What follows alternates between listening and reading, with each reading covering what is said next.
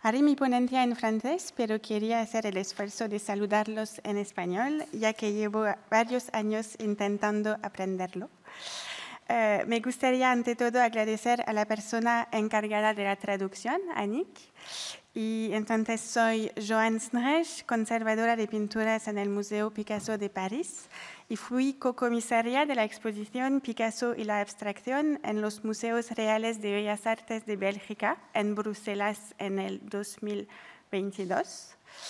Es un honor y un placer para mí estar en vuestra compañía y poder hablarles de Picasso desde un enfoque ligeramente diferente. Ahora voy a volver al francés. Espero que no sea demasiado difícil de entender y les agradezco mucho su paciencia y su atención. J'ai l'impression d'avoir fait le plus difficile. Alors, sur le sujet de Picasso et l'abstraction, je dis que c'est une façon d'aborder Picasso un peu particulière, car cette exposition à Bruxelles était la première consacrée au sujet. C'est une façon d'envisager le travail de Picasso qui est assez nouvelle, et pour une bonne raison, qui est que l'artiste lui-même n'a jamais revendiqué le fait de peindre de manière abstraite, ce qui est intéressant puisqu'il y a un enjeu de prestige énorme autour du fait de revendiquer la paternité de la première œuvre abstraite dans l'histoire de l'art. Et d'ailleurs, des biographes de Picasso comme Pierre Dex ont vu dans certaines œuvres de Picasso les premières œuvres abstraites, mais c'est donc un sujet qui relève davantage de l'analyse de l'œuvre de l'artiste plus que de l'intention du peintre lui-même, puisque sur l'abstraction, comme sur le reste de manière générale, Picasso s'est très peu exprimé directement. On connaît surtout son avis sur un certain nombre de choses à travers des propos rapportés. Et lorsqu'il s'est exprimé sur l'abstraction, ça a plutôt été pour mettre la pratique à distance, pour la désavouer. L'un des propos les plus souvent rapportés de Picasso au sujet de l'abstraction, c'est Thériade, un critique d'art et éditeur d'ouvrages d'art français d'origine grecque, qui le raconte dans le journal L'Intransigeant. Il relate une visite à l'atelier de Picasso en 1928 et il raconte que lorsqu'il évoque devant l'artiste le caractère abstrait des œuvres cubistes de l'été 1910, il remarque que Picasso se raidit et Picasso dit, je cite, « J'ai horreur de toute cette peinture dite abstraite. L'abstraction, quelle erreur, quelle idée gratuite !» qu'on colle des tons les uns à côté des autres et qu'on trace des lignes en l'air sans que cela corresponde à quelque chose, on ne fait tout au plus que de la décoration. Voilà, donc vous voyez un peu à quoi on se confronte quand on cherche à travailler sur cette thématique, mais justement ce qui est intéressant, c'est de voir comment, même si intellectuellement c'est une idée qui ne séduit pas Picasso, comment d'un point de vue plastique, il est fasciné par la possible dissolution de la forme et comment il s'en approche à différents moments de sa carrière. Donc, d'emblée, s'il y a deux choses à retenir, c'est d'une part que Picasso a rejeté l'abstraction comme système, mais il y a à plusieurs reprises recouru de manière expérimentale, et le fait que comme ce n'est pas une théorie esthétique chez Picasso, il n'y a pas nécessairement de continuité entre les différents moments qui jalonnent ce parcours, mais plutôt des expérimentations autour de solutions plastiques différentes. Souvent, c'est le fait de pousser à l'extrême une idée qui va aboutir à des compositions presque abstraites dans le travail de Picasso, avant que, généralement, il ne fasse machine arrière. Donc dans l'exposition de Bruxelles, nous avons particulièrement mis l'accent sur ce qu'il se passe dans la carrière de Picasso au tournant des années 1910, plus précisément entre 1907 et 1911-1912, car c'est une période charnière dans son travail. À cette époque, Picasso, à des moments précis et dans des contextes spécifiques, a pu franchir la ligne de l'abstraction et être en rupture presque totale avec l'illusion mimétique. C'est l'époque du cubisme et les recherches de Picasso ont à plusieurs reprises débouché sur des œuvres où la présence de l'objet semblait remplacée par quelque chose de nouveau, participant d'une autonomie de plus en plus importante de la peinture. Michel Draguet, qui est le directeur des musées royaux des Beaux-Arts de Belgique et l'autre commissaire de l'exposition, a proposé 2 moments clés de réflexion autour de l'abstraction dans cette période, que je reprends ici, et qui correspondent à chaque fois à de nouvelles explorations plastiques. Donc, dans un premier temps, autour de 1907 et des Demoiselles d'Avignon, avec le travail autour d'une ouverture de la figure à l'espace qui l'enveloppe pour affirmer l'unité de la surface picturale, et autour de l'été 1910, avec l'atomisation de la présence de l'objet au bénéfice d'une grille orthogonale qui apparaît à ce moment-là. Donc on va revenir plus en détail sur ces 2 éléments. Alors, vous connaissez bien sûr ce tableau de Picasso, qui est l'une de ses œuvres les plus célèbres.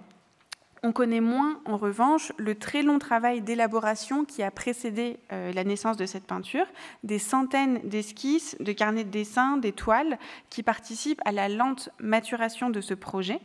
Et on voit que progressivement, la logique picturale qui se met en place ne recourt plus au récit comme condition du sens, et c'est un premier jalon important dans cette histoire. Donc, au départ, c'est une toile qui raconte une scène de bordel avec des figures comme le marin ou l'étudiant en médecine. Et vous le voyez sur l'esquisse qui est de ce côté-là, il y a plus de personnages que ce qui va rester sur la composition finale. Et il y a vraiment un récit qui est en place dans l'œuvre au départ. Puis, progressivement, Picasso va abandonner l'anecdote, se détourner progressivement du fondement même de l'art académique, qui est vraiment lié au récit et qui conditionne l'image à sa lisibilité.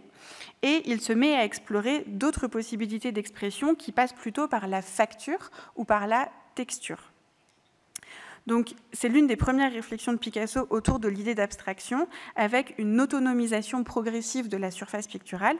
La peinture s'émancipe de l'impératif mimétique et, au contraire, commence à explorer ses propres moyens. Ce qui est intéressant avec les études pour les Demoiselles, c'est qu'elles témoignent très visiblement d'une recherche sur la synthétisation géométrique des corps et sur les conditions de fusion de la figure à l'espace. Donc, il y a un très grand effort de stylisation. Je vous montre quelques exemples. Par exemple, avec La femme aux mains jointes, donc qui date de 1907 et qui est conservée au musée Picasso à Paris. L'œuvre appartient au corpus préparatoire des Demoiselles d'Avignon, mais elle ne correspond à aucun des 5 protagonistes qui sera finalement dans la composition finale. En revanche, elle donne à voir le travail d'archaïsation et de pétrification des formes que Picasso conduit alors, notamment à la suite de son séjour à Gozol en 1906. Le recours aux couleurs que vous voyez, qui sont des couleurs un peu crayeuses, ainsi qu'à une peinture épaisse et avec un aspect assez brut, accentue l'impression d'une figure qui est à mi-chemin entre la peinture et la sculpture. Il y a un aspect sculptural du modèle. Et les études, on voit, alors je ne sais pas si on les voit bien, là, mais si, on voit plusieurs études de femmes nues aux bras levés dans le fond. Vous voyez ma flèche? Ah. Non. Bon, c'est pas grave. Elles sont sur les côtés autour des bras de la femme. Donc elle décore finalement la toile comme une grotte ornée et ça renforce le caractère un peu spectral de l'œuvre comme venue de l'au-delà. Et cette impression d'une sculpture, d'une forme entre peinture et sculpture et un peu spectrale, présente les prémices d'une figuration de l'invisible qui est une des pierres angulaires de la naissance de l'abstraction picturale. Puis, ces dessins préparatoires que vous voyez derrière moi montrent que Picasso développe une formule du nu féminin qu'il va radicaliser au cours de l'année 1907 avec la série des nus aux bras levés, tantôt de dos, tantôt de face. On voit qu'il simplifie progressivement la forme pour aboutir au corps en articulant une forme en ogive qui unit les membres inférieurs à un torse pyramidal. Et les bras viennent clore la forme au-dessus de l'ovale de la tête. On voit que Picasso entend trouver une formule symétrique qui se développerait de manière géométrique à partir de l'axe symétrique de la colonne vertébrale. Ce qu'on voit avec ces études, c'est qu'il y a vraiment une réflexion sur l'articulation entre la forme et le fond. Donc les deux sont traités avec les mêmes courbes, avec le même mouvement. On le voit bien ici. On le voit bien aussi dans le nu à la draperie de 1907, la manière dont la figure est réduite à 2 dimensions. Il n'y a plus de volume en fait, qui distingue la figure du fond, et il y a le déploiement de la courbe comme un principe dynamique qui va activer l'ensemble de la surface. Au cours de l'été de la même année, donc toujours en 1907, Picasso réalise une série de toiles sur le motif du feuillage, à laquelle appartient l'arbre, qui témoigne de ses réflexions sur le rythme pictural et la synthèse des formes. Donc il quitte apparemment le registre de la figure humaine pour toucher au paysage et à la nature morte. Et justement, le sujet de l'arbre que vous voyez là interpelle, puisque par rapport aux images qu'on a vues juste avant, et que je vous remontre, on retrouve les mêmes ogives. On voit que l'essentiel de l'œuvre, en fait, a progressé à partir du nu. Donc on passe du nu à ce motif de l'arbre en utilisant les mêmes courbes et les mêmes formes, sauf que le choix d'un motif végétal permet d'avoir un motif plus malléable que Picasso peut traiter comme il l'entend. Donc on sait que l'arbre a été peint en atelier, donc pas sur le vif. En revanche, l'artiste maintient une mise en place chromatique du réel qui permet de distinguer, on le voit bien là, le ciel tout en haut, il y a un aplat de couleurs bleues, le feuillage, le tronc, le sol. Les couleurs permettent encore d'identifier ces différents éléments. Mais comme pour le nu à la draperie, les courbes qui sont activées sur l'ensemble de la surface picturale permettent de ne pas creuser de profondeur et donc de ne pas distinguer de premier plan et de fond.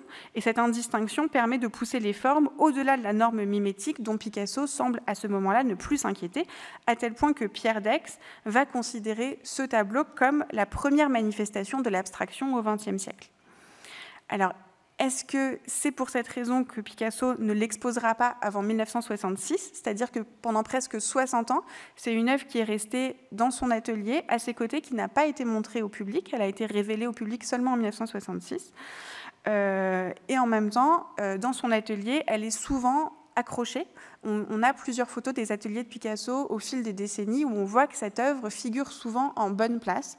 Donc à la fois, elle n'est pas montrée au public et en même temps, elle est conservée proche de lui, souvent dans des endroits assez visibles. Comme les nus préparatoires aux demoiselles, l'arbre témoigne d'un état de la recherche qui est dominé par la dynamique de la ligne. Celle-ci n'est pas pensée dans sa relation à la forme qu'elle nomme, et c'est encore plus visible dans des séries d'études qui sont liées à l'arbre, comme celle-ci, le paysage lié au moissonneur. Il ne s'agit pas cependant d'une aspiration au sans-objet ou au rejet de la figuration, et c'est important à bien comprendre pour le sujet qui nous intéresse aujourd'hui, c'est que l'idée n'est pas de rejeter la figuration, mais plutôt pour le peintre de prendre le pouvoir sur la nature, à partir de laquelle va pouvoir se déduire une nouvelle conception de l'image et une nouvelle conception surtout de la peinture. Donc c'est vraiment une œuvre qui est réalisée alors que l'art abstrait n'occupe pas encore une place prépondérante dans l'histoire de l'art moderne et qui rend compte du caractère radical et expérimental de la démarche plastique de Picasso.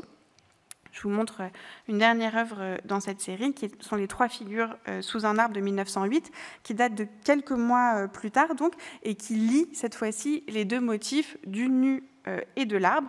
Et on voit bien comment, finalement, peu importe le sujet, c'est vraiment le travail sur la courbe et la contre-courbe qui intéresse l'artiste et la force d'expression de ce binôme courbe et contre-courbe qui peut permettre finalement d'illustrer plusieurs motifs différents.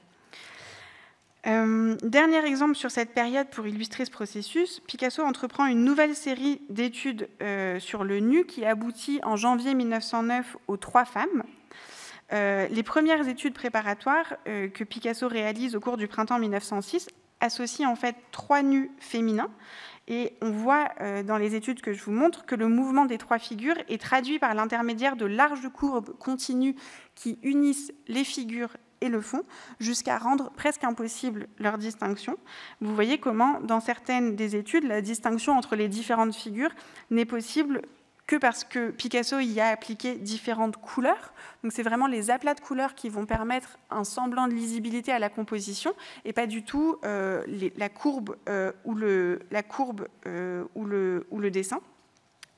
Et à ce sujet, Bérénice Rose souligne l'influence qu'ont pu exercer les danses serpentines de Loie Fuller sur le peintre. Je vous en montre quelques images. C'est une danse qui est très populaire à la fin du XIXe siècle, une sorte d'abstraction dansée qui est réalisée à l'aide d'une robe ample dont les mouvements dessinent des formes organiques sur lesquelles sont projetées des lumières colorées.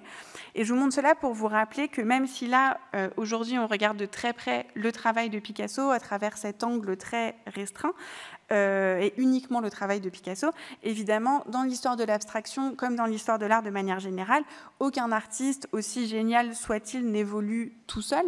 Et c'est important d'avoir en tête, et là c'est vraiment un exemple très rapide en passant, mais ce qu'on appelle le musée imaginaire des artistes, et en tout cas tout ce qui fait partie à un moment donné, ou à un moment de se retrouver face à sa toile dans son atelier, de tout ce que l'artiste a pu voir, ou dont il a pu avoir connaissance.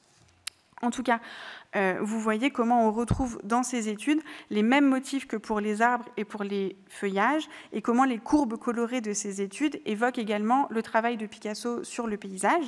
Donc il y a vraiment un jeu de miroir entre ces différentes séries, où les bras levés des trois femmes semblent se confondre avec les branchages de l'arbre, et il y a un jeu d'aller-retour purement formel un jeu d'aller-retour purement formel. Yves Alain Bois souligne que depuis Les Trois Femmes, donc le tableau de l'Ermitage qu'on a vu, Picasso s'intéresse de plus en plus à la représentation de l'ensemble du champ visuel, donc la figure et le fond, avec un langage pictural unitaire. Et c'est une idée qui nous intéresse parce que c'est précisément ce que Picasso va développer au cours des mois qui suivent. Donc il faut bien garder en tête cette idée d'une unité de la surface picturale que Picasso commence à travailler à partir de ses études de nu entre 1907 et 1908. Donc, ça, c'est un peu le premier corpus d'œuvres qu'on avait délimité pour l'exposition de Bruxelles, avec ce jeu très formel sur les courbes et les contre-courbes. Un deuxième temps de réflexion, qui est très proche dans le temps et amorcé autour d'un moment très spécifique, c'est le séjour de Picasso à Cadaqués, qui a lieu à l'été 1910, et c'est la production picturale qui découle de ce séjour, que l'on relie généralement au cubisme analytique, c'est-à-dire à une peinture qui se définit comme un travail de déconstruction de la forme et de recomposition de la figure. Donc, on assiste à l'atomisation de l'unité et à sa recomposition selon des modalités nouvelles.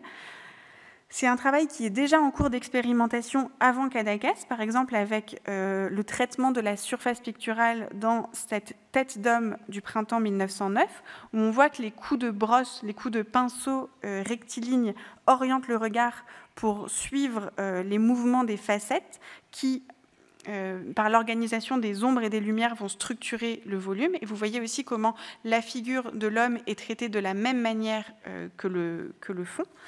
Un autre exemple, toujours avant Cadaqués, c'est cette femme assise sur un lit de 1910, où on voit que la figure commence à se dissoudre dans une prolifération de facettes disjointes, d'où seulement quelques détails émergent. Et on commence à voir que la logique de la conception a pris le pas sur l'impératif mimétique de la représentation. Donc, au cours de l'été 1910, Picasso séjourne à Cadaqués entre fin juin et début septembre, et il réalise une série de toiles très différentes de celles qui les ont précédées. On n'y retrouve plus que de discrètes traces de la silhouette de femme ou de la nature morte indiquée dans le titre.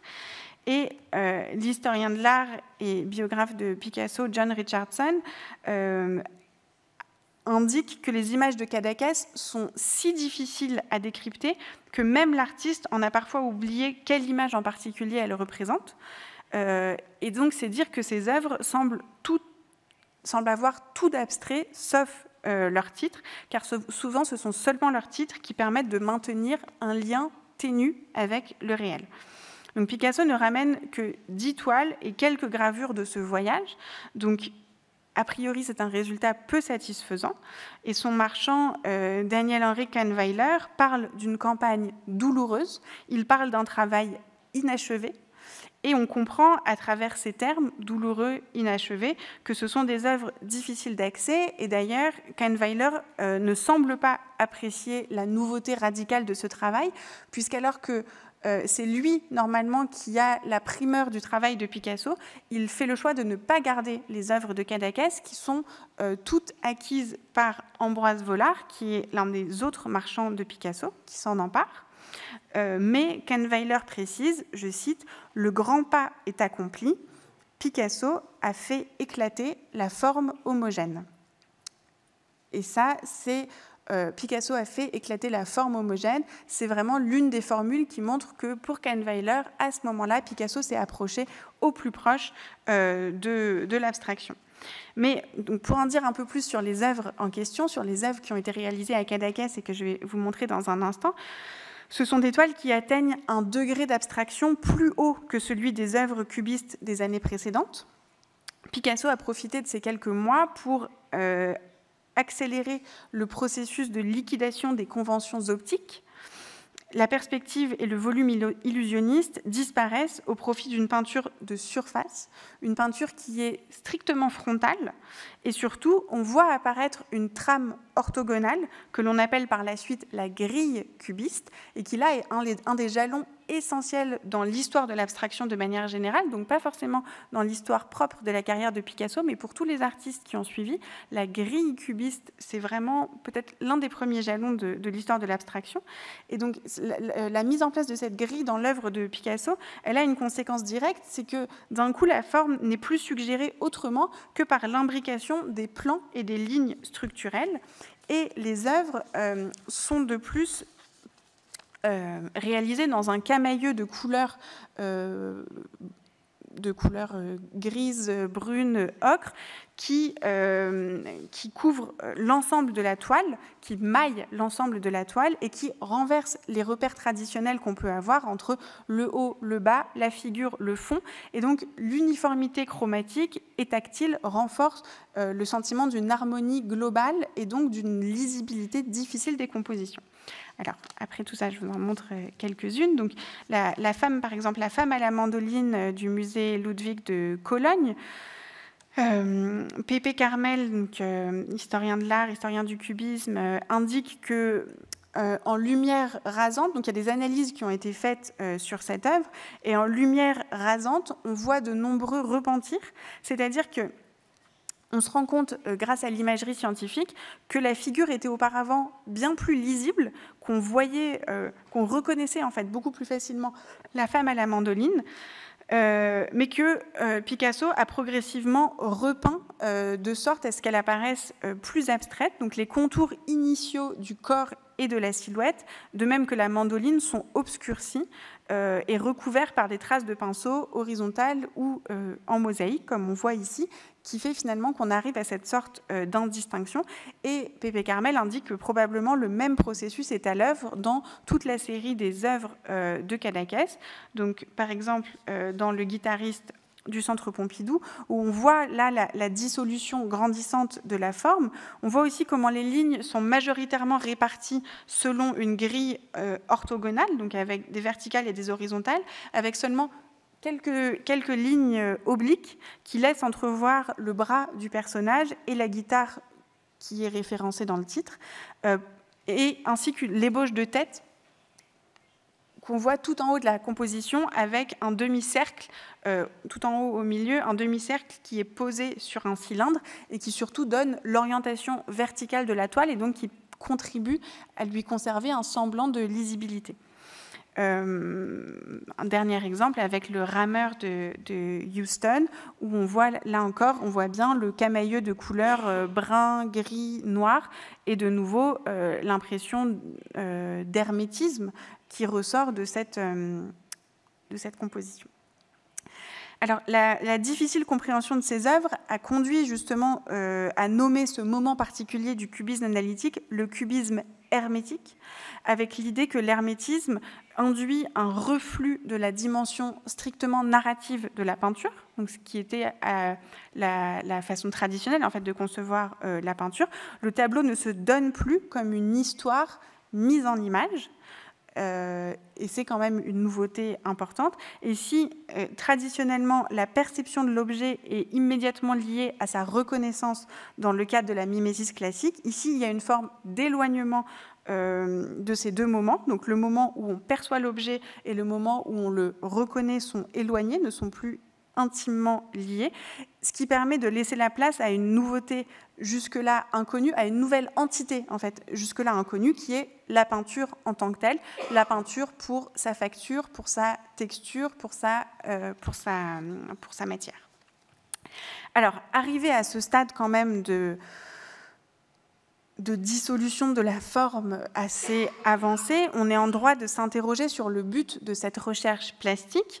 Est-ce qu'il s'agit pour Picasso d'abolir l'objet représenté au bénéfice d'une logique interne qui serait portée par la peinture seule? Parce qu'on a l'impression que si l'allusion mimétique ne se maintient généralement que dans le titre, l'image en tant que telle relève d'une forme d'abstraction qui pourrait toucher au sens-objet si elle était systématisée. Et on touche là en fait à la définition de l'abstraction, c'est-à-dire que pour la plupart des commentateurs, pour la plupart des historiens de l'art ou des critiques de Picasso, comme il y a dans le travail de Picasso une volonté d'être ancré dans le réel, ce n'est pas une œuvre abstraite. Mais, par exemple, le critique et artiste britannique Roger Fry, lui, estime que dans ses œuvres, la référence naturelle cède la place à des formes géométriques qui viennent, je cite, « troubler l'impression de vérité frappante qui caractérisait la fonction classique de la peinture ». Et donc, Fry perçoit dans l'abstraction géométrique de Picasso une forme de remise en question de l'impression de vérité qui accompagnait traditionnellement la représentation. Donc pour lui, il y a vraiment l'avènement d'une nouvelle forme de représentation et pourquoi pas donc le passage à l'abstraction. Mais c'est ça qui est intéressant dans le sujet qu'on voit aujourd'hui, c'est comment... c'est peut-être plus du côté des critiques ou du côté des interprètes du travail de Picasso que cette question de l'abstraction se pose de manière avec beaucoup d'acuité, plus que chez Picasso lui-même. Enfin, c'est ce que j'essaye de montrer en tout cas. Et au retour de Cadaqués, des œuvres comme Le violoniste ou comme le mandoliniste que je vous montre ici, donc de l'hiver 1910-1911, on voit que l'armature du tableau n'est plus construite dans un mouvement de rapport à la réalité, mais selon un schéma linéaire autonome, c'est-à-dire que la composition n'est plus la mise en ordre d'une expérience visuelle centrée sur l'objet, elle se déduit d'elle-même, donc l'image forme un tout, d'où l'objet ne s'extrait que sous la forme d'une trace ou d'un signe. On a l'impression en fait que l'objet devient soumis à une forme de géométrie inconnue. Donc, ce qui s'effondre avec cette période hermétique chez Picasso, c'est le principe de reconnaissance, et avec ce principe de reconnaissance, la compréhension de ce qui est représenté. C'est pour ça qu'on en arrive à parler d'œuvres abstraites. On a d'ailleurs plusieurs anecdotes sur le sujet, avec par exemple plusieurs critiques qui reconnaissent le visage de Braque dans l'accordéoniste de Picasso, alors que Picasso lui-même a précisé qu'il s'agissait d'une jeune fille avec un accordéon. Donc l'idée, c'est de témoigner, à travers toutes ces anecdotes qui circulent, c'est de témoigner de la difficulté générale à reconnaître les sujets à l'intérieur de ces compositions analytiques. Mais justement, l'ambiguïté des figures représentées fixe l'attention sur le déploiement plastique des formes.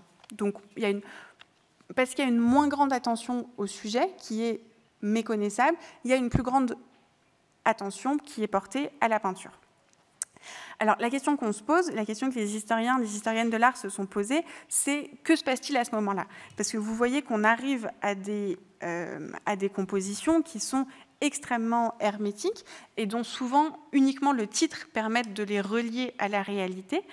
Et en fait, à ce moment-là, Picasso va amorcer une sorte de demi-tour et il va revenir en arrière, donc il ne va pas poursuivre dans cette voie d'une dissolution encore plus grande de la forme, il ne va pas poursuivre vers plus d'abstraction, mais au contraire. Alors la question c'est, est-ce qu'il a éprouvé que cette démarche hermétique était une impasse? En tout cas, ce que l'on constate, c'est qu'arrivé à cette forme de construction picturale qui est dégagée des normes mimétiques, Picasso va réorienter son œuvre.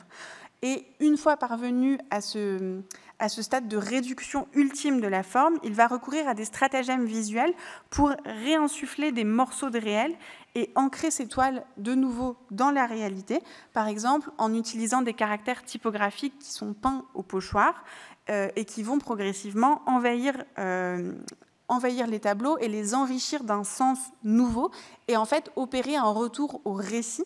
Donc alors qu'on s'était, entre 1907 et 1910, progressivement éloigné de l'anecdote, éloigné du récit en s'éloignant de la lisibilité, on va réintégrer des lettres, réintégrer de la matière, des choses qui permettent de s'ancrer plus pleinement dans la réalité. Et d'ailleurs, dans une conversation que Françoise Gillot rapporte dans l'ouvrage qu'elle a écrit « Vivre avec Picasso », elle explique que Picasso affirme qu'à cette époque, il faisait de la peinture pure, mais qu'il s'était rendu compte que ces peintures pures avaient besoin de quelque chose en plus pour fonctionner en tant qu'image. Donc il y a une sorte de prise de conscience du côté de Picasso que les solutions auxquelles il a abouti ne fonctionnent pas, en tout cas pour lui, et on revient à plus de réalité. L'historien de l'art John Golding parle, je cite, d'indices visuels, de petits fragments de lisibilité inclus dans son travail pour le rendre plus accessible aux spectateurs, donc qui sont réintroduits à partir de ce moment-là dans l'œuvre de l'artiste. Donc, la solution va passer par le maintien d'un détail signifiant qui va souvent flotter dans l'indistinction de l'espace pictural. Et par exemple, je vous montre une série de portraits, une fameuse série de portraits de 3 marchands de Picasso qui ont été réalisés pour 2 d'entre eux avant le séjour à Cadaqués et pour le dernier après, où on voit bien donc l'avancement dans la dissolution de la forme, dans laquelle néanmoins Picasso maintient des indices, des liens avec la réalité. On voit bien par exemple là dans le portrait de Kahnweiler, on reconnaît les mains croisées en bas, on reconnaît la chevelure en haut, qui permettent d'identifier malgré tout le portrait de son marchand. Et donc Picasso n'entend pas en fait arriver au stade d'une perte de lisibilité telle qu'elle interdirait toute reconnaissance d'une signification qui, à ses yeux, reste importante. Voilà. Donc on s'est approché très très près de l'abstraction, mais dans les œuvres réalisées juste après Cadaqués, comme je disais, Picasso incorpore des fragments de réalité pour les rattacher au monde des choses. Il semblerait que sans cela, pour lui, il y ait une sorte de menace sur la peinture. Et d'ailleurs, il déclare plus tard que l'abstraction est tout bonnement impossible. Je cite, il dit « Il n'y a pas d'art abstrait. On commence toujours avec quelque chose. On peut ensuite retirer toute apparence de réalité, mais il n'y a plus de danger à ce moment-là, puisque l'idée de l'objet aura laissé une marque indélébile. » Et ça, c'est vraiment peut-être la phrase qui incarne le plus le rapport de Picasso à l'abstraction. C'est l'idée que comme on part toujours de la réalité, même si ensuite on perd toute lisibilité, même si on perd toute forme de récit, toute forme de reconnaissance de l'image, puisqu'on est parti de la réalité, on ne peut pas appeler ça une œuvre abstraite.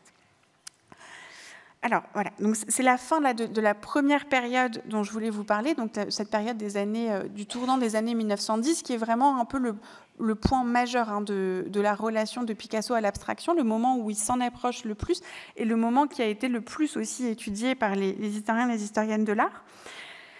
Il y a un deuxième moment qui est intéressant, quelques années plus tard, au cours duquel Picasso de nouveau frôle l'abstraction, mais avec une esthétique très différente. Donc, ce que je vous disais au début, c'est comme ce n'est pas une théorie de l'abstraction chez Picasso, les différents moments ne sont pas forcément liés les uns avec les autres, et donc là, on va vers quelque chose qui est... on arrive à l'abstraction par un biais qui est complètement différent, par l'intermédiaire du surréalisme et d'un point de vue graphique, au moyen de la ligne et du point. Donc on va s'éloigner complètement des compositions hermétiques des années 10 et de la grille orthogonale. Alors, pour donner un peu de contexte, donc André Breton, le chef de file des surréalistes, est un grand admirateur de Picasso, qu'il rencontre en 1918, et Breton voit dans le cubisme la capacité de l'artiste à se défaire de la représentation figurative classique en peinture.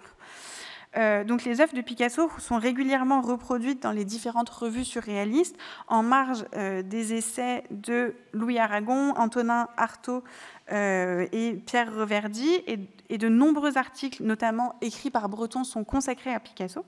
En 1925 notamment, dans la revue La Révolution surréaliste, sont reproduites 2 pages du carnet numéro 4 de la série des constellations de Picasso. Elles sont réalisées entre le printemps et l'automne 1924, et vous voyez que ces dessins sont basés sur un principe graphique simple. C'est un ensemble de points dessinés sur le papier et reliés par un réseau de lignes droites et courbes. Et vous voyez que seulement le point central qui est plus épais et l'axe vertical qui est commun à toutes ces compositions va permettre de distinguer d'une composition à l'autre le motif de la guitare. Donc, on est face à des études où la réduction extrême du motif à un nombre réduit de signes traités par un nombre limité de formes tend à rendre le sujet assez difficilement identifiable. Et si André Breton s'intéresse à cette série de dessins et propose de les publier dans sa revue nouvellement fondée, il semble que ce soit justement en partie pour ça, pour le fait que dans ses compositions, Picasso ne travaille pas sur le motif, mais en s'appuyant sur sa mémoire et en jouant avec les formes. Et ça intéresse Breton parce qu'il y voit un artiste qui se laisserait guider par un modèle purement intérieur, qui est l'un des principes fondateurs du surréalisme. Et donc, il voit dans ses compositions une parenté avec l'automatisme que Breton décrit dans la littérature comme le produit de la dictée de la pensée. L'automatisme, c'est la dictée de la pensée qui s'exerce, je cite, « en l'absence de tout contrôle exercé par la raison, en dehors de toute préoccupation esthétique ou morale ». C'est d'ailleurs, Picasso rejoint un peu ses propos quand il dit, je cite, « Je me suis mis à dessiner un tas de points réunis par des lignes et des taches qui semblaient suspendues dans le ciel. J'avais l'intention de m'en servir plus tard, en les introduisant comme un élément purement graphique dans mes compositions, mais voyez ces surréalistes comme ils sont malins, ils ont trouvé que ces dessins répondaient exactement à leurs idées abstraites. » Donc là encore, il y a un peu cette idée que c'est le discours qui est produit autour des réalisations de Picasso qui le tire du côté de l'abstraction sans que ce soit chez lui une volonté affirmée. Dans le passage que Breton consacre à Picasso dans son ouvrage « Le surréalisme et la peinture », il rapproche la démarche de l'artiste peintre de la démarche du poète. Pour lui, il place le processus créatif de Picasso dans la lignée de Lautréamont, de Rimbaud et de Mallarmé. C'est-à-dire que, pour Breton, l'artiste, comme les poètes, sont isolés de tout et parviennent de ce fait à trouver leur inspiration en eux-mêmes, en donnant naissance à des formes qui sont absolument inédites, au-delà de toute contrainte. Donc, là où Breton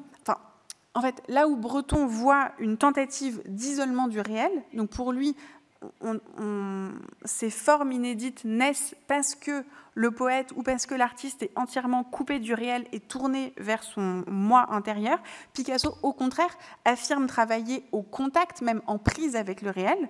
Et là où Breton voit la trace de l'inconscient, Picasso identifie la marque des particularités formelles de l'objet qui s'impose à l'artiste. Et pour lui, pour Picasso, l'objet reste toujours le point de départ. Donc c'est intéressant de voir comment une même composition peut donner naissance à des interprétations qui sont radicalement différentes. Quelques années plus tard, toujours dans les années 20, en 1928, Picasso est sollicité par la Société des Amis de Guillaume Apollinaire pour imaginer un monument funéraire pour célébrer les 10 ans de son décès. Et Picasso prend pour point de départ un poème de Guillaume Apollinaire qui s'appelle « Le poète assassiné », dans lequel un monument doit être édifié à la mémoire d'un poète. Et alors que se pose la question du projet, la réflexion de l'artiste, donc dans « Le poète assassiné » est la suivante, je cite, « Il faut que je lui sculpte une profonde statue en rien, Comme la poésie, une statue en rien, en vide, c'est magnifique. C'est sur ça que Picasso s'appuie pour proposer son monument à Apollinaire. Et donc le projet de monument sur lequel travaille Picasso est, comme vous le voyez derrière moi, entièrement constitué d'un réseau de fils de fer droits et courbes, dont le caractère radicalement graphique laisse à peine deviner la présence d'une silhouette humaine. Alors, il y en a plusieurs versions que je vous montre ici. Dans la dernière, on devine un peu plus la figure humaine avec la petite tête en haut et les bras devant. Mais vous voyez que, voilà, en fonction des propositions, on a vraiment un caractère, une esthétique assez radicale. Et ce qui est paradoxal, c'est que c'est au moment où Picasso réalise donc, ces œuvres qui sont parmi ses œuvres les moins lisibles dans le domaine de la sculpture, c'est précisément à ce moment-là qu'il dit à Thériade ce que je vous disais en introduction, la phrase que j'évoquais tout à l'heure, sa plus ancienne attaque finalement connue envers l'art abstrait. Et je vous la redis parce que ça me permet de la remettre en contexte. Il dit en 1928, quand on colle des tons les uns à côté des autres et qu'on trace des lignes en l'air sans que cela corresponde à quelque chose, on fait tout au plus de la décoration. Et il dit ensuite, justement, durant cette période, nous avions la préoccupation passionnée de l'exactitude, on ne peignait que d'après une vision de la réalité, que nous tâchions par un travail acharné d'analyser plastiquement. Donc, si on confronte l'affirmation de Picasso dans ces lignes avec son travail de l'époque, ça paraît en réalité extrêmement paradoxal, puisque le projet pour le monument de Guillaume Apollinaire pourrait précisément être décrit comme un réseau de lignes en l'air, alors que lui dit à Thériade que ça n'a aucun sens finalement de faire des lignes en l'air et que ce n'est que de la décoration. Donc on touche de nouveau à un paradoxe, c'est-à-dire que l'abstraction relative des œuvres surréalistes de Picasso serait moins le fruit du processus de travail de l'artiste que celui de la réception critique qui en a été faite. Et c'est le discours construit par Breton, notamment autour des propositions plastiques de l'artiste, qui le tire vers le domaine de l'abstraction, là où en fait Picasso renvoie l'image d'un artiste solidement ancré dans le réel. Mais ce qu'il faut retenir, c'est que tout en prenant l'objet, le réel, comme point de départ, il décompose, il dissèque, il analyse la forme. Et en faisant ça, en décomposant, en disséquant, en analysant, il l'abstrait de la réalité concrète dont il vient, dont l'objet provient. Donc en fait, peut-être qu'il faut reformuler et dire qu'on a chez Picasso, à cette époque-là, non pas une œuvre abstraite, mais un processus d'abstraction de la réalité, ce qui, pour Picasso, est bien différent, puisque le point de départ étant le réel, ça annule en quelque sorte la problématique de l'abstraction. Ces expériences des années 20, elles sont aussi intéressantes pour ce à quoi elles donnent lieu près de 20 ans plus tard, puisque en 1948, Picasso réalise une série de lithographies destinées à illustrer Le Chant des morts de Pierre Reverdy, que je vous montre ici. Ce poème est écrit par Reverdy en réaction à la déportation aux camps de concentration et d'extermination. Et Picasso l'orne d'une combinaison de larges motifs abstraits monochromes rouges. Et la même année, donc toujours en 1948, Picasso réalise les deux versions de la cuisine, l'une conservée au MoMA, l'autre au musée Picasso de Paris. Donc on va revenir sur ces deux moments, le Chant des morts d'un côté, la cuisine de l'autre, qui montrent bien comment le travail sur les points et les lignes des années surréalistes, donc on a vu avec la série des constellations, se retrouve quelques années plus tard dans le dernier grand moment au cours duquel Picasso s'est approché de l'abstraction, juste après-guerre, donc à la fin des années 1940. Donc pour le Chant des morts, Picasso orne les pages sur lesquelles se déploie l'écriture de Pierre Reverdy. Donc c'est vraiment un ouvrage à quatre mains. Vous voyez que donc Picasso réalise ces motifs rouges et on a la fine écriture manuscrite de Pierre Reverdy sur la même page. Les signes graphiques réalisés par Picasso et qui accompagnent le manuscrit appartiennent à un répertoire de formes très limité. On y trouve des lignes, des points, des cercles et la ligne en arc de cercle terminée par un point à chaque extrémité qui est un peu l'unité de base qu'on va retrouver dans chacune des compositions. Le Chant des morts, cet ouvrage, c'est l'un des points avancés de l'œuvre de Picasso dans le domaine de l'abstraction, à partir duquel il va pourtant revenir vers plus de figuration.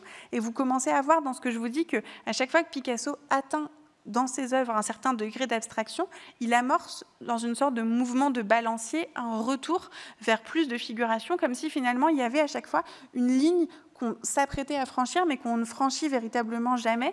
Et à chaque fois qu'on s'en approche très très près, immédiatement on revient vraiment à quelque chose de plus figuratif.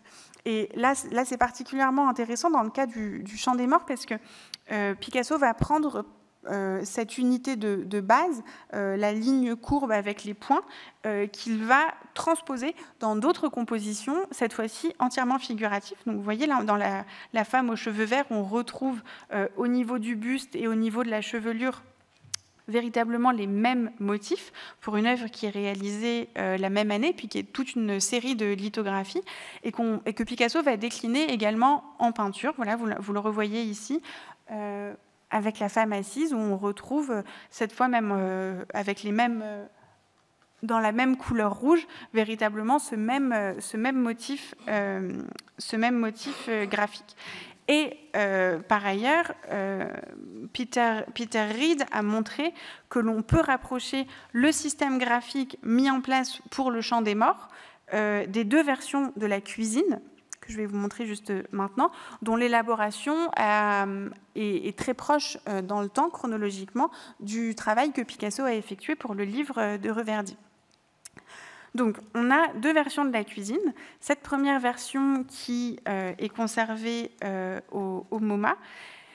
Et à propos de cette œuvre, Picasso dit en 1948, c'est rapporté par Françoise Gillot, « Je vais faire une toile de ça, c'est-à-dire de rien ».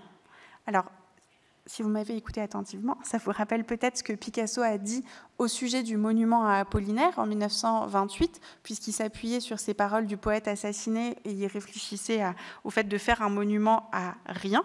Et ce n'est pas anodin, puisque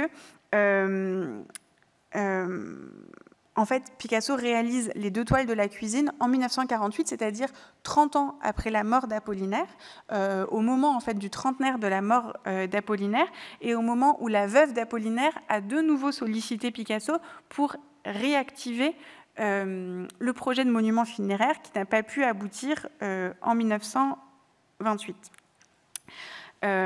Donc c'est peut-être pour ça qu'on retrouve les mêmes éléments graphiques et ce même travail autour de la ligne. Donc il y a une première version conservée au MoMA qui est plus abstraite et une seconde version qui est conservée à Paris et dans laquelle quelques éléments figuratifs réapparaissent. On peut peut-être un peu mieux identifier une cuisine du fait qu'on voit dans les formes circulaires des assiettes. On reconnaît des assiettes en céramique qui pouvaient être accrochées dans la cuisine. On reconnaît une lampe, on voit des petits oiseaux, donc des tout petits indices de réalité qui étaient absentes dans la composition conservée au MoMA. Du point de vue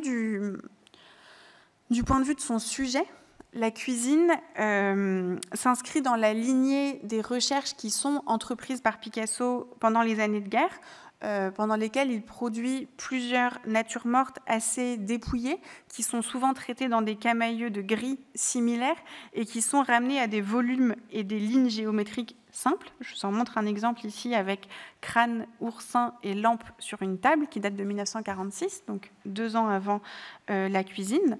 On retrouve les mêmes aplats de camaïeux gris et la même composition linéaire, mais d'un point de vue formel, la cuisine s'inscrit dans la ligne directe des recherches sur la ligne et le point que Picasso avait engagé dans les années 20 et dont on a parlé juste avant. Et surtout, l'œuvre témoigne du processus de réduction chromatique et d'une recherche autour du trait graphique qui structure ces compositions.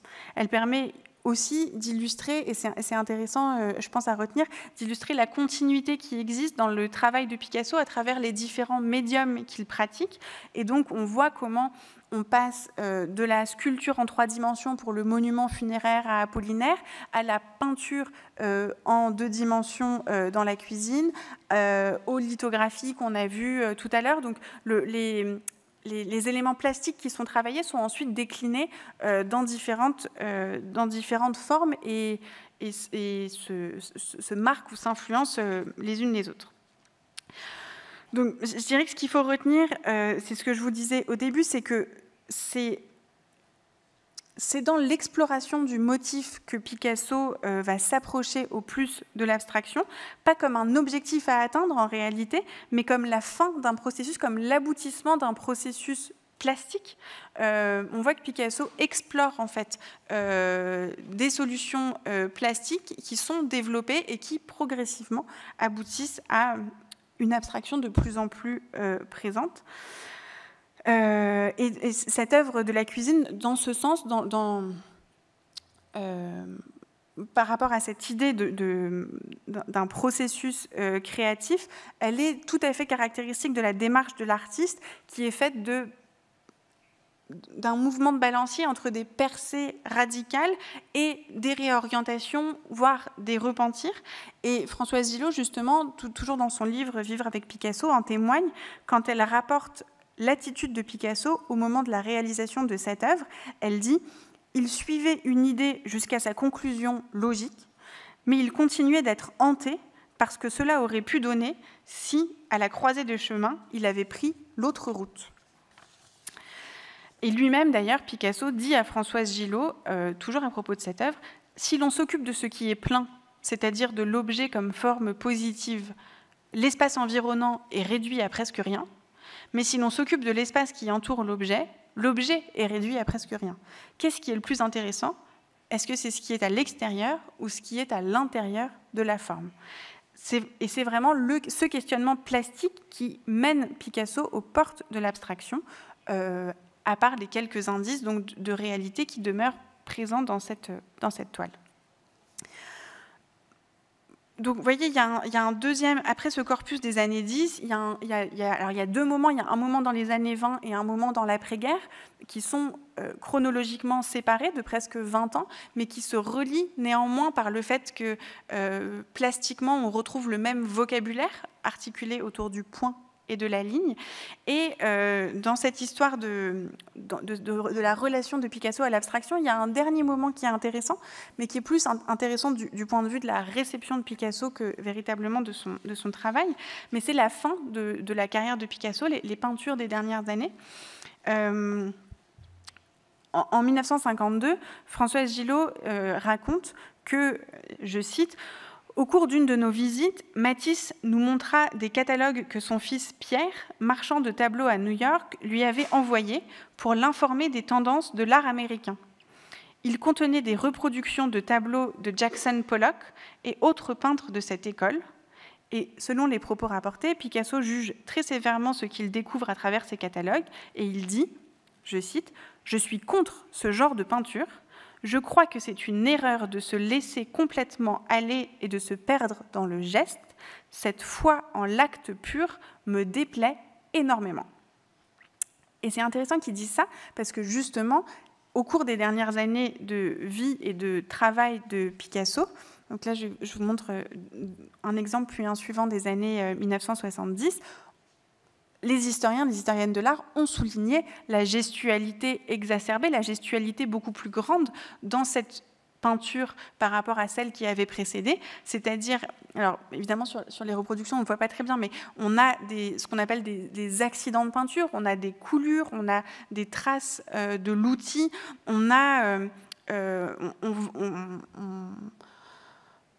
On voit véritablement la main du peintre dans la composition et on voit aussi que c'est une composition qui a été exécutée rapidement, donc la gestualité est extrêmement présente. Donc c'est intéressant qu'au début des années 50, Picasso dise que ça lui semble être un emportement et être le contraire finalement de la maîtrise de l'artiste, alors que dans les dernières années, sa peinture justement va tendre vers cette possibilité-là.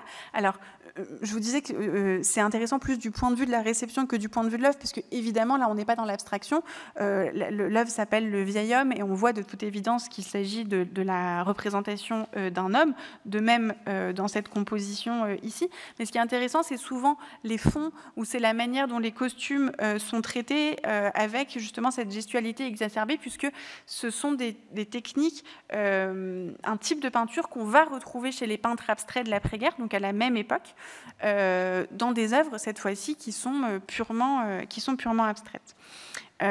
Ces œuvres de Picasso, elles ont été connues assez tardivement, puisque dans les années 1960, il travaille à Notre-Dame-de-Vie, à Mougins, de manière relativement peu publique, et elles sont connues à partir d'une exposition en 1970 à Avignon, au Palais des Papes à Avignon, qui est organisée par Yvonne et Christian Zervos.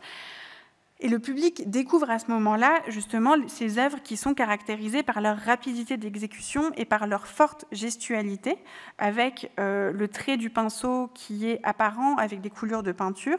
Et les toiles exposées reçoivent un accueil sévère de la part de la critique qui va jusqu'à les décrire comme des gribouillis incohérents. Donc c'est un peu la dernière réception de ce qui peut s'apparenter à une forme de gestualité et d'abstraction dans le travail de Picasso. Je conclurai juste avec quelques mots pour dire donc que vous voyez que c'est un sujet qui n'est pas évident, parce qu'en fait, on va contre ce que l'artiste a dit lui-même de son travail quand on réfléchit à cette problématique de l'abstraction dans le travail de Picasso, et on s'appuie surtout sur sa réception.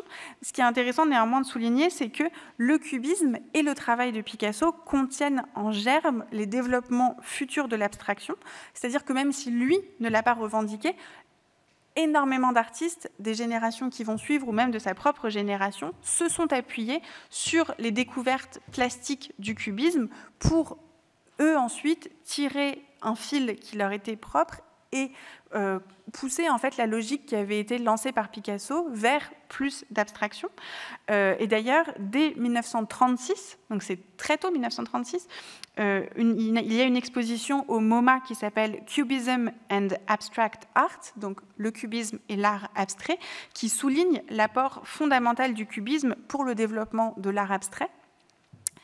Donc on a vu que Picasso s'en était dangereusement approché en 1910, puis qu'il y a renoncé, qu'il a déclaré que par la suite que pour lui l'abstraction est tout simplement impossible.